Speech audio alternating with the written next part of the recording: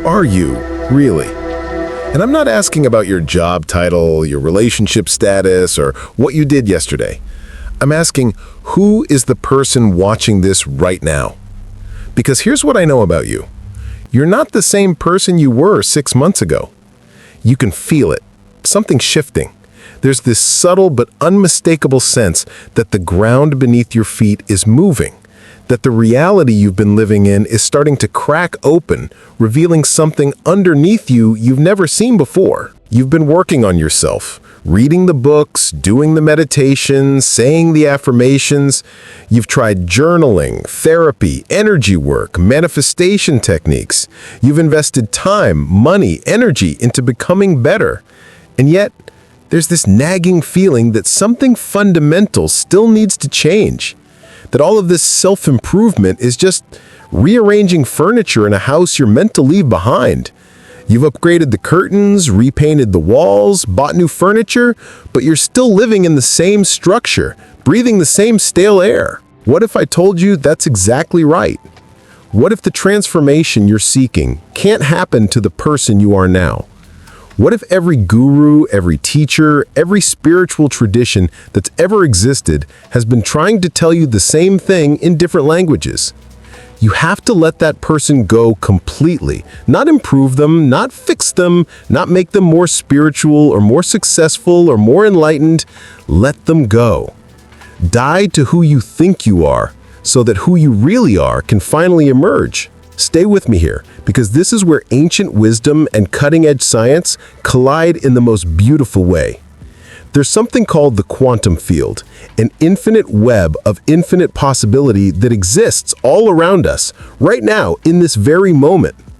Quantum physicists have proven something that sounds like it belongs in a science fiction novel, but it's been verified in laboratories around the world.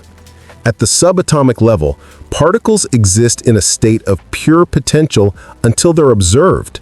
They're literally everywhere and nowhere at once, existing as waves of possibility. The act of observation collapses the wave function and creates reality. The observer doesn't just see reality, the observer creates it by the very act of looking. Now, Tibetan mystics have been saying this for thousands of years in different words. They called it the void, or the field of all possibilities, or shunyata, emptiness. They knew that consciousness doesn't just observe reality, it creates it.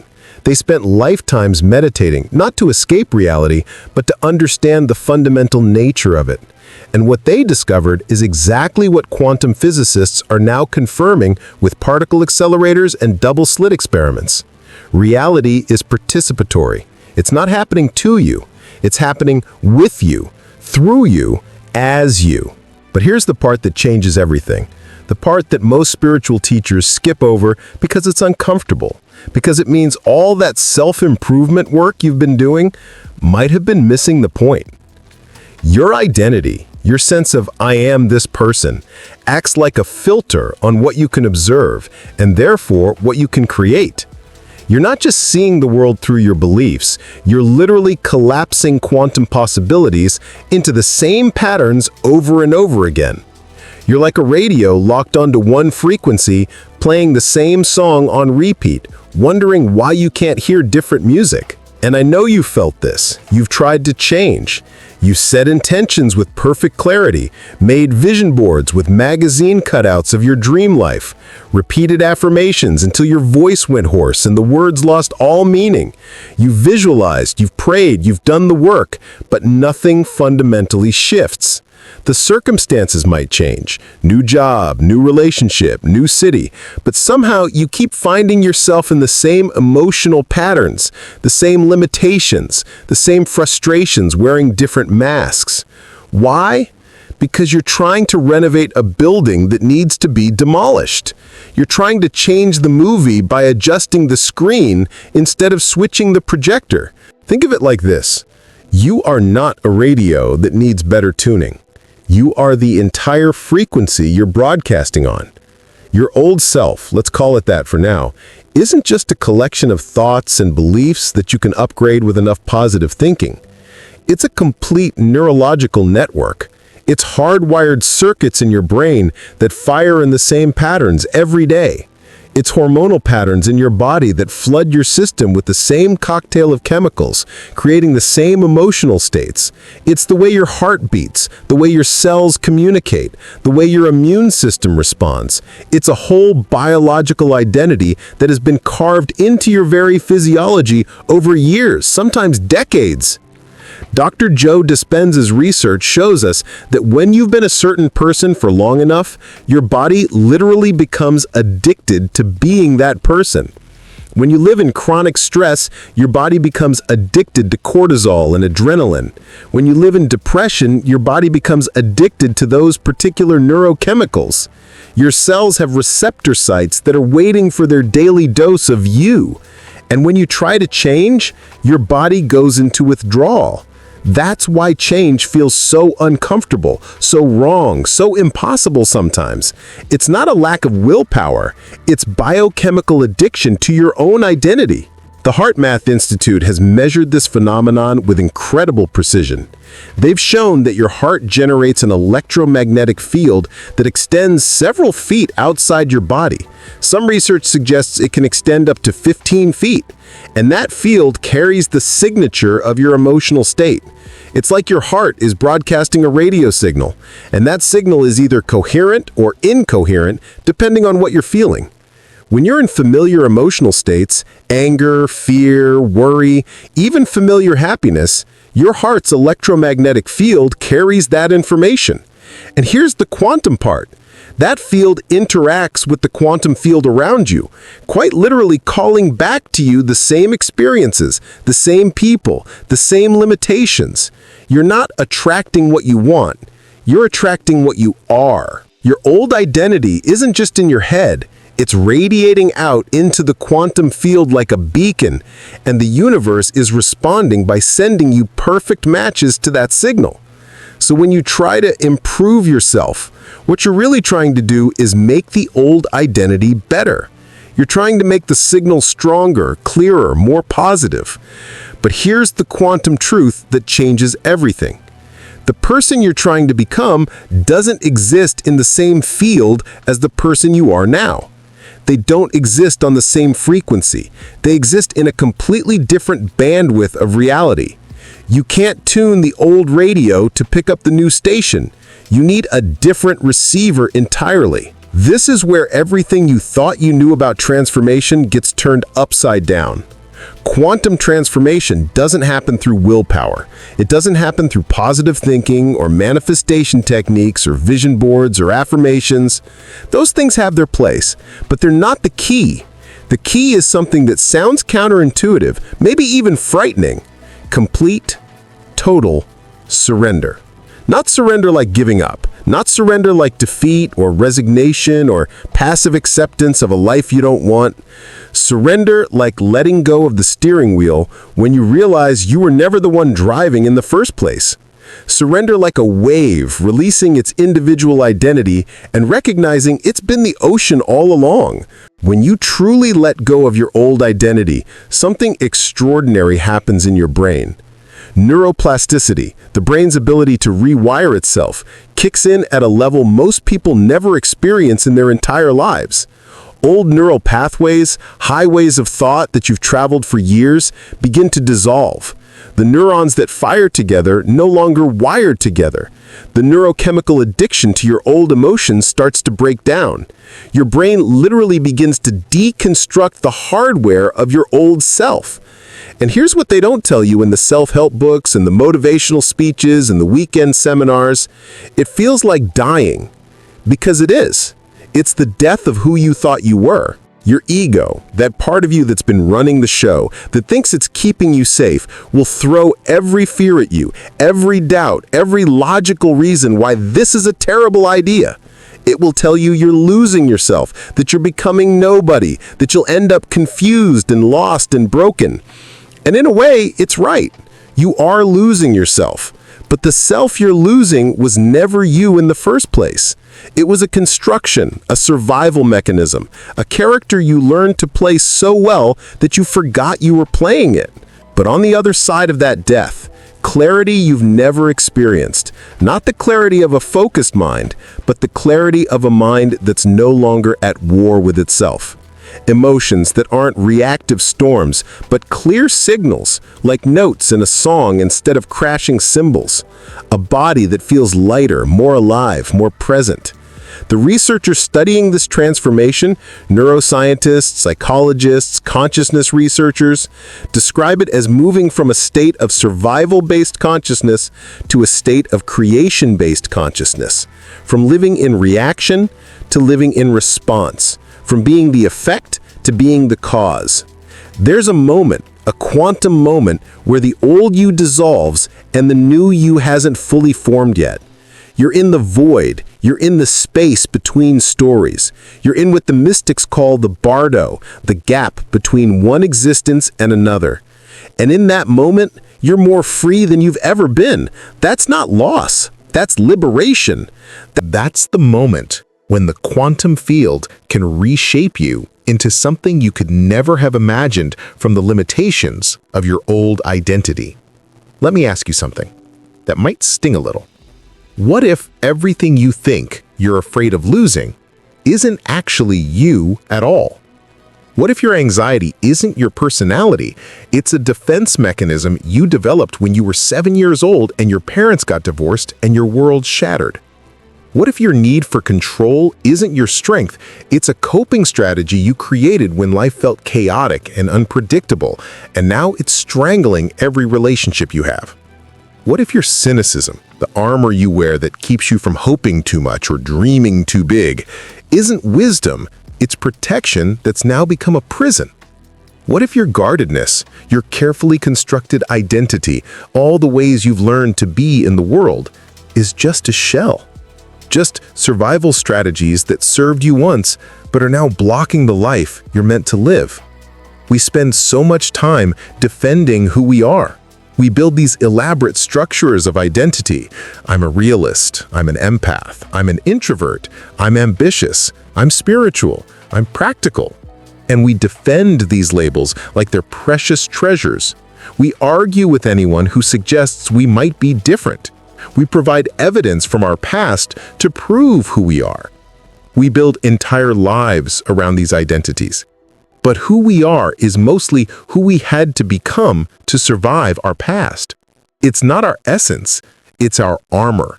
It's the mask we crafted so carefully that we forgot we were wearing it. Ancient spiritual traditions understood this deeply. The Buddhists call it Enitman, no self. The realization that the I we're so desperately protecting is a construction, not a truth. It's a story the mind tells itself to make sense of a stream of experiences. There is no permanent, unchanging self hiding somewhere in your consciousness. There's just this moment, and then this one, and then this one, and a brain that strings them together into a narrative called me. Modern neuroscience has caught up with what the Buddha was teaching 2,500 years ago. We now know that the self is a story the brain tells, a narrative constructed from memories and projections, held together by repetition and defended by fear. Here's the reframe that changes everything. Letting go of your old identity isn't losing yourself, it's losing the false self so the real you can finally breathe. It's removing the costume so your actual face can see sunlight. It's dropping the character you've been playing so the actor, the awareness that's been watching all along, can finally step forward. And that real you, they've been waiting your entire life for this moment. They've been sending you signals through your dissatisfaction, your restlessness, your deep knowing that you're meant for something more. Every moment of divine discontent, every time you looked around at your life and thought, this isn't it. Every sleepless night staring at the ceiling wondering, if this is all there is? Those weren't signs that something was wrong with you. Those were your real self knocking on the door asking to be let out. I have to tell you something I've never shared publicly before. 3 years ago, I had what I can only describe as a complete identity collapse. Everything I thought defined me, my career that I'd spent a decade building, my relationships that felt like the foundation of my life, the story I told about who I was and where I was going, it all fell apart in the span of about 6 months. It wasn't one cataclysmic event. It was more like a slow-motion earthquake where the ground just kept shifting and nothing would stay still. And I fought it. God, I fought it so hard. I tried to hold on to the old me with white-knuckle desperation. I doubled down on my routines, my strategies, my ways of being that had always worked before. I thought if I just tried harder, worked smarter, stayed more disciplined, I could keep it all together. I could save the old me from whatever was happening. But the universe wasn't asking for my effort. It was asking for my surrender. And I didn't understand that yet. I thought surrender was defeat. I thought letting go meant giving up on everything I'd worked for. So I held on tighter. I made plans, set new goals, tried new techniques. I did everything I could think of to get back to the person I used to be. Because that person, for all their flaws, felt safe, known, manageable. There was a specific night, I'll never forget it. I was sitting on my floor at 3 a.m. and something in me just broke open. Not broke down, broke open. Like a seed that's been underground finally splitting apart so the plant can emerge. And in that moment, I stopped trying to save the old me. I let him go. I said out loud to the darkness, to the universe, to whatever was listening, I don't know who I am anymore, and that's okay. I don't know what comes next, and that's okay. I surrender. Not to defeat, but to whatever is trying to emerge through me. The person who woke up the next morning wasn't the same person who went to sleep. I don't mean that metaphorically. I mean my perception had shifted so fundamentally that the world looked different. Colors were brighter, more vivid, like someone had adjusted the saturation on reality itself. Sounds were clearer. I could hear birds I'd never noticed before, even though they'd probably been singing outside my window for years. Synchronicities started appearing everywhere, meaningful coincidences that felt like the universe was winking at me. I'd think of someone, and they'd text moments later.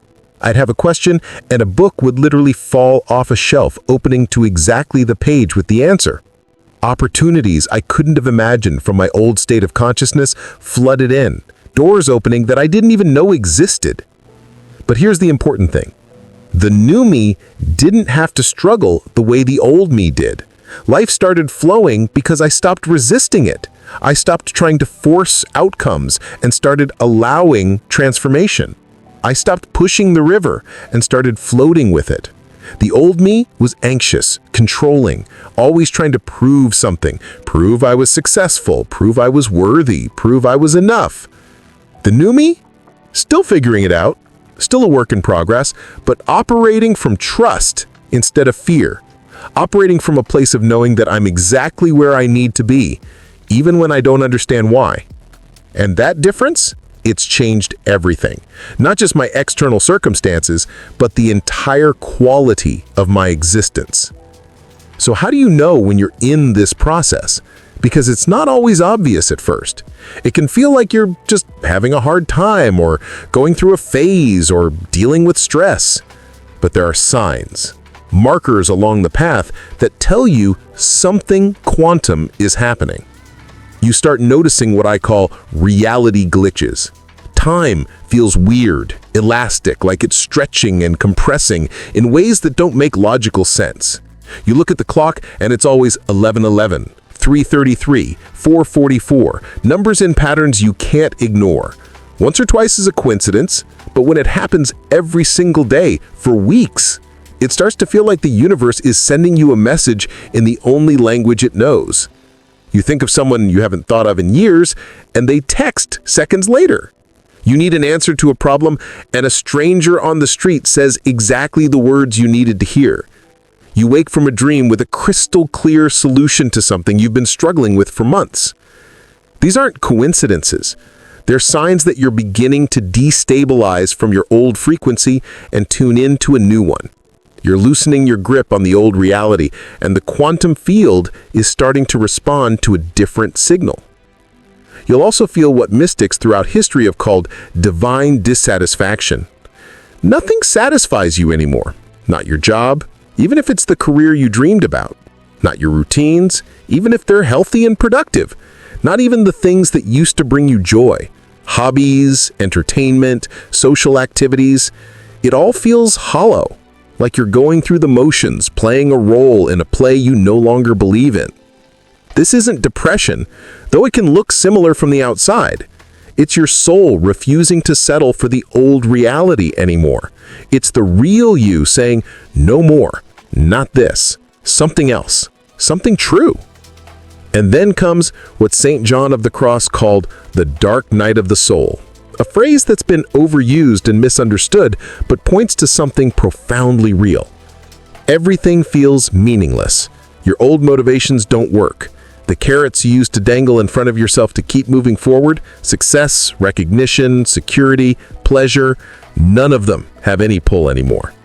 Your old identity feels like a costume that doesn't fit, like you're trying to squeeze into clothes you wore in high school. You feel lost, disoriented, like you're wandering in a fog with no compass and no map. People ask you what's wrong, and you can't explain it because it's not something external, it's internal. It's existential. It's the ground of your being shifting under your feet. But here's the secret they don't tell you. You're not lost. You're in the chrysalis. You're in the quantum space between who you were and who you're becoming. The caterpillar isn't lost. It's liquefying. It's dissolving into primordial soup so it can reorganize into a butterfly. And this space, as uncomfortable as it is, as terrifying as it can feel, is sacred. It's where the transformation actually happens. Not in the planning, not in the intention setting, not in the clear-headed moments of inspiration. In the dark, in the dissolution, in the not knowing. That's where you become new. There's a moment in every quantum shift, a threshold moment, where you have to make a choice. Not a logical choice, not a pros and cons list kind of decision, but a soul choice. A choice that happens deeper than thought. The old you will cry out at this threshold. They'll panic. They'll offer you every logical reason to turn back, to stay safe, to return to the known. Your brain will scream, "Danger!" because it's wired to keep you in the known. Even if the known is slowly killing you, even if the known is suffocating the life out of you. Your brain doesn't care if you're happy. It cares if you're safe. And safe means familiar, even if familiar is miserable. This is the irreversible moment, the point of no return. It's like standing at the edge of a cliff and realizing the only way forward is to jump. And you can't see the bottom, and you don't know if you'll fly or fall. And the only thing that gets you through it isn't courage or strength or willpower. Those things might get you to the edge, but they won't get you over it. What gets you over it is faith. Not religious faith, necessarily, though it could be, but quantum trust. The bone-deep knowing that the intelligence that makes your heart beat without your conscious effort, that grows a baby from a single cell into a human being without any instructions from you, that orchestrates the dance of galaxies and the bloom of flowers and the migration of birds across thousands of miles, that intelligence is moving through you right now. It always has been. You've just been too busy thinking you were in control to notice. You can't force this transformation. You can't control it. You can't manage it or 5-year plan it into existence. You can only surrender to it. And here's what surrender really means. It means stopping the constant negotiations with reality. It means releasing your death grip on outcomes. It means saying, I'm willing to become someone I can't even imagine yet. I'm willing to not know. I'm willing to let the old me die without having a guarantee about who comes next. When you do that, when you truly release the old identity without knowing what comes next, reality restructures itself around your new frequency. Not eventually, not when you've earned it or proven yourself or done enough spiritual work, immediately.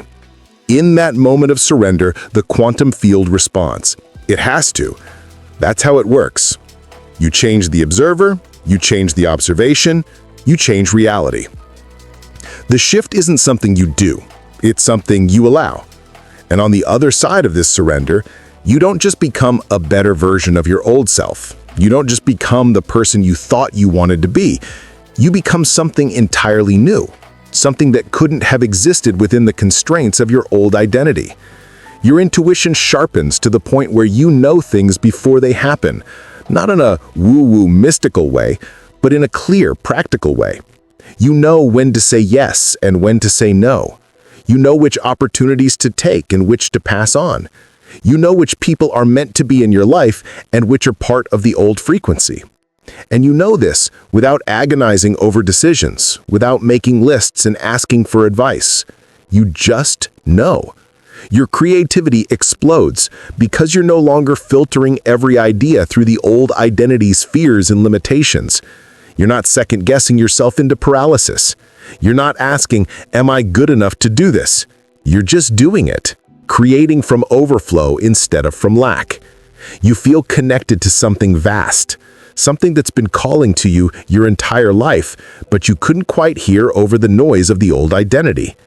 Some people develop what looks like psychic abilities, precognition, telepathy, synchronistic manifestation, but it's really just perception unfiltered by the old identity's limitations. You start seeing patterns, connections, truths that were always there, but invisible through the old lens. You're not developing new abilities. You're removing the blocks to abilities you always had. You develop what I call quantum trust. This deep, unshakable knowing that you're exactly where you need to be. That life isn't happening to you, it's happening through you, as you, for you. That everything, even the stuff that looks like a setback or a failure, is perfectly orchestrated for your evolution.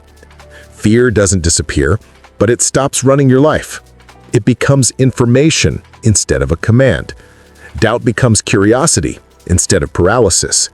Anxiety transforms into excitement. They're the same physiological state, just interpreted differently. You're no longer defending a fragile identity because you know your true self can't be threatened. Your true self doesn't need defense because it's not separate from anything. It's part of the whole. This isn't spiritual bypassing or toxic positivity. This isn't pretending everything is perfect or ignoring pain or gaslighting yourself into gratitude when life is genuinely difficult. This is what happens when you stop living from a survival-based identity and start living from your essential nature. You become what you always were, beneath all the conditioning, beneath all the trauma, beneath all the stories. You become real. So here we are, you and me, at the edge of something.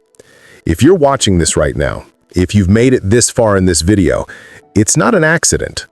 The quantum field doesn't do accidents.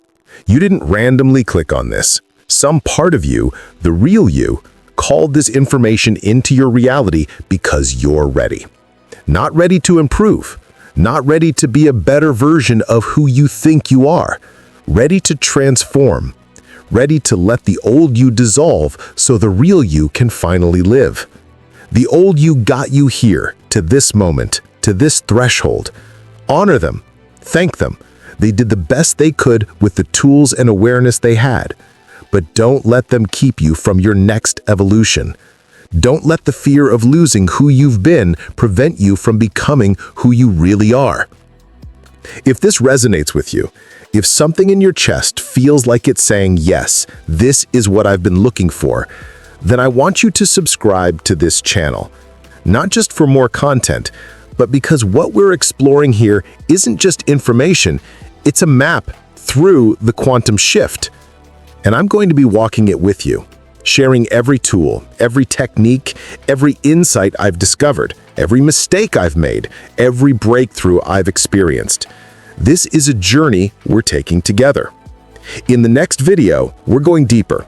I'm going to show you the practical techniques for facilitating this quantum shift, how to work with the void instead of fearing it, how to read the signs your reality is sending you, how to surrender without losing yourself, how to navigate the dark night, how to step into the new you with grace instead of force. But before you go, before you click away, sit with this question. Don't just think about it intellectually.